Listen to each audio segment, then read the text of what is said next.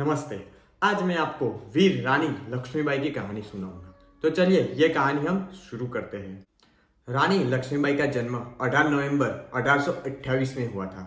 लक्ष्मीबाई का बचपन नाना साहब के साथ बीता था, पर उनकी शिक्षा की व्यवस्था बाजीराव पेशवा ने की थी।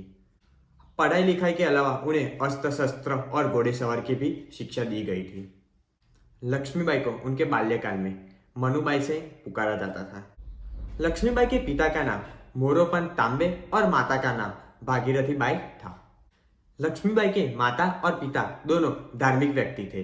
वो विष्णु और शिव के उपासक थे और ब्राह्मणों को दान किया करते थे। झांसी के राजा गंगाधर राव के साथ रानी लक्ष्मीबाई का विवाह कर हुआ और वो झांसी की रानी बन गई। लेकिन विवाह के कुछ ही समय बाद रानी लक्ष्मीबाई के पति का निधन हो गया और वो विधवा बन गई। कोई संतान न होने के कारण आनंदराव दामोदर नाम के एक बालक को उन्होंने गोद ले लिया। झांसी का राज्य हमेशा ही अंग्रेजों का विश्वास पात्र राज्य था, लेकिन उस समय के गवर्नर जनरल लॉर्ड डेलहाउसी ने लक्ष्मीबाई द्वारा लिए गए गोद पुत्र को नकार दिया और उसे उत्तराधिकारी मानने से मना कर दिया। रानी लक्ष्मीबाई ने उन्हें कई सारे निवेदन पत्र लिखे कि आप कोई भी फैसला लेने से पहले उत्तराधिकारी के बारे में सोच लीजिए, पर डेलहाउसी ने उनके किसी भी निवेदन को नहीं माना और झांसी के राज्य को अंग्रेज राज्य में मिला दिया। अंग्रेज यहीं पर भी नहीं रुके। रानी लक्ष्मीबाई ने अपने दत्तक पुत्र के नाम 7 लाख रुपए जमा किए थे। जब दत्तक पुत्र का उपनयन संस्कार हुआ तब अंग्रेजों ने उन्हें सिर्फ 1 लाख रुपए दिए और बाकी के पैसे हड़प लिए। राज्य भी गया और संपत्ति भी गई। इतना सब होने के बाद भी रानी लक्ष्मीबाई चुप रही। रानी लक्ष्मीबाई एक आदर्श हिंदू रानी का जीवन व्यतीत कर रही थी। पूजा पाठ जप तप तथा दान में वो उनका जीवन वैराग्यपूर्ण बीत रहा था। अंग्रेज सरकार लगातार रानी लक्ष्मीबाई को उस्काने का प्रयास कर रही थी। लुटेरे खान ने अंग्रेजों को भड़काया। इस कारण अंग्रेज सरकार रानी लक्ष्मीबाई को गिरफ्तार करने के लिए झांसी के लिए रवाना हो गई।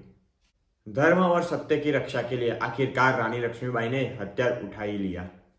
झांसी की राजभक्त प्रजा ने भी रानी लक्ष्मीबाई का साथ दिया। अंग्रेजों की अपार सेना ने किले को घेर लिया। तोपों की मार से किला गू गू करके जल रहा था, क्योंकि अंग्रेजी सेना के सैनिकों को अपनी विजय पर विश्वास ही नहीं था। वीरंगता लक्ष्मीबाई के पराक्रमों ने अंग्रेजों को स्पष्ट कर दिया। अंग्रेजों ने छिपकर हमला करना शुरू कर दिया। अंत में रानी लक्ष्मीबाई को अपने किले से बाहर निकलना पड़ा।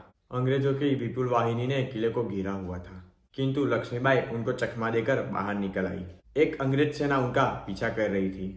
बार बार पीछे घूमकर लक्ष्मीबाई पीछे आते हुए सैनिकों का सफाया कर रही थी। 102 मील घोड़े पर सवारी करके वो कालपी पहुंची, लेकिन दुर्भाग्य से कालपी पर भी अंग्रेजों की विजय हुई और उनको वहां से भी भागना पड़ा। शत्रुओं ने उन्हें घेर लिया था, पर रानी लक्ष्मीबाई उन सबका सफाया करके वहां से फिर से उनको चकमा देकर भाग गई।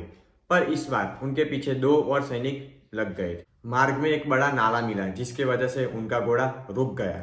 पीछे से शत्रु आ गए और उन पर हमला कर दिया। खून से उनका शरीर लथपथ हो गया था, पर गिरते गिरते उन्होंने उन दोनों शत्रुओं का सिर उनके धड़ से अलग कर दिया। शत्रुओं को मारने के बाद उनका शरीर ढीला पड़ गया। उनके हाथ में से तलवार छूट गई और वो इस लोक से विष्णु लोक में सिधार गई। इस आजादी की लड़ाई ने सबके अंदर आजाद होने का जज्बा ला दिया। मैं हमारी कहानी यहाँ समाप्त करता हूँ। रानी लक्ष्मीबाई की जय। वंदे मातरम। भारत माता की जय।